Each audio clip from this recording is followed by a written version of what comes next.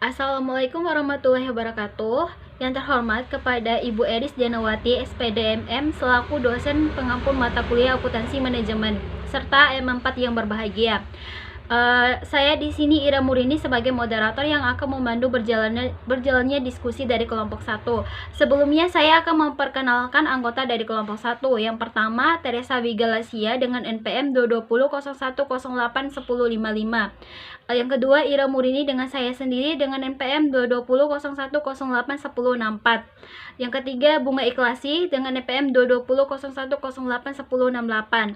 Yang keempat, Saiful Qamar dengan NPM 22001081291. Tema dari kelompok 1 yaitu peran akuntansi dalam manajemen strategis. Akuntansi manajemen muncul akibat perkembangan zaman yang mengharuskan perhitungan keuangan yang fleksibel, mudah, dan cepat. Menurut The American Institute of Corporate Public Accounts atau ICAPA, akuntansi manajemen sebagai bentuk praktik memiliki peran dalam 3 bidang utama. Yang pertama, manajemen strategis, yang kedua, manajemen kinerja, yang ketiga, manajemen risiko. Bagaimana perusahaan di tengah persaingan? Saat ini, persaingan bisnis memang semakin ketat, sehingga harus dipahami dengan cara yang sehat dan sesuai dengan peraturan yang ada. Dalam memenangkan persaingan adalah berpikir dan melakukan strategi khusus agar konsumen dapat beralih menggunakan produk ketimbang kompetitor. Ada 5 strategis yang efektif yang dapat diterapkan agar bisnis yang sedang digeluti dapat terus berkembang, yaitu yang pertama, strategis pertumbuhan. Secara konstan, perkenalkan fitur baru dari produk yang sudah ada. Seringkali perusahaan dituntut untuk memodifikasi atau menjadi lebih inovatif agar dapat terus kompetitif di industrinya. Strategis diferensiasi. Salah satu strategis dalam bisnis yang paling efektif untuk UMKM. Melalui strategi bisnis jenis ini, perusahaan dapat menggali secara strategis faktor-faktor pembedaan produk dan jasa dari kompetitor. Yang ketiga, strategis harga. Strategis harga seringkali meliputi pemberlakuan harga produk yang lebih tinggi dibanding kompetitor. Menggunakan strategis ini menjadikannya motor akselerasi pembalikan modal produksi dan iklan yang mungkin telah dilakukan jika sukses diimplementasikan. Ada 5 strategi yang efektif yang dapat diterapkan agar bisnis yang sedang digeluti dapat terus berkembang, yaitu strategi pertumbuhan. Secara konstan memperkenalkan fitur dari produk yang sudah ada. Seringkali perusahaan dituntut untuk memodifikasi atau menjadi lebih inovatif agar terus kompetitif di industrinya. Strategi diferensiasi. Salah satu strategi dalam bisnis yang paling efektif untuk UMKM. Melalui strategi bisnis ini, perusahaan dapat menggali secara strategis faktor-faktor pembeda produk dan jasa dari kompetitor. Strategi harga. Strategi harga seringkali meliputi pemberlakuan harga produk yang lebih tinggi dibanding kompetitor. Menggunakan strategi ini menjadikan motor akselerasi pembalik modal produksi dan iklan yang mungkin telah dilakukan jika sukses implementasi. Strategi akuisisi. Keuntungan dari strategi ini adalah dengan modal yang besar, maka sebuah perusahaan dapat lebih leluasa dalam menilai kompetensi bisnis perusahaan yang akan diakuisisi yang sesuai dengan visi perusahaan pemilik modal. Strategi konten merupakan strategi bisnis efektif yang wajib dikembangkan secara matang dan diimplementasikan dengan benar. Ketika bisnis menggunakan strategi bisnis yang jelas melalui konten, maka konten akan bekerja dengan efisien.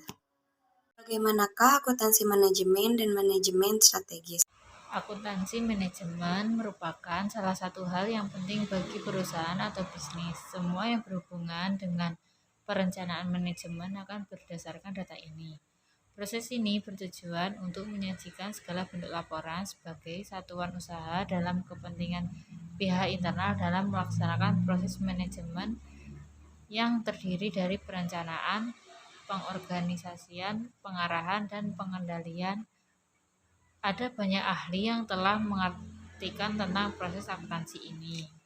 Strategis adalah serangkaian keputusan dan tindakan mendasar bikinan manajemen tertinggi yang diaplikasikan oleh semua anggota suatu organisasi demi terwujudnya tujuan organisasi.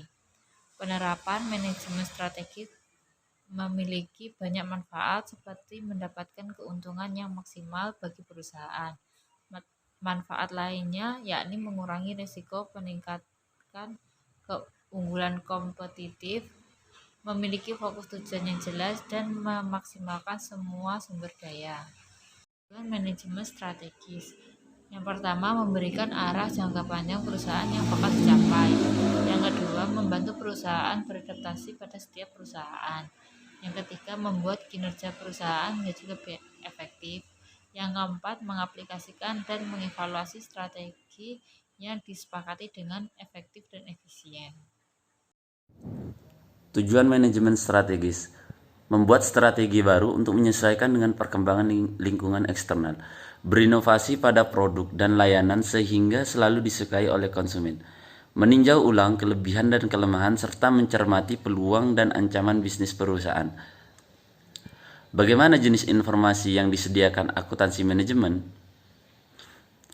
Informasi akuntansi manajemen bisa dikaitkan dengan 3 aspek utama, yaitu objek informasi, alternatif yang akan dipilih, dan wewenang manajer atau pimpinan perusahaan. Adapun informasi akuntansi manajemen yang dikaitkan dengan objek informasi ialah seperti departemen, produk, dan kegiatan atau aktivitas perusahaan, maka akan menghasilkan konsep informasi akuntansi penuh. Jika informasi akuntansi manajemen dikaitkan dengan alternatif yang akan dipilih, maka yang akan dihasilkan adalah konsep informasi akuntansi diferensial yang sangat dibutuhkan oleh manajemen perusahaan dalam pengambilan keputusan pemilihan alternatif.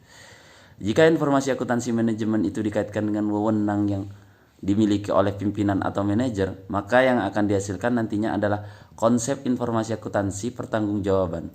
Dan yang paling utama adalah manfaatnya, yaitu untuk mempengaruhi perilaku manusia dalam perusahaan atau organisasi. Kesimpulan, akuntansi manajemen merupakan salah satu hal yang penting bagi perusahaan atau bisnis.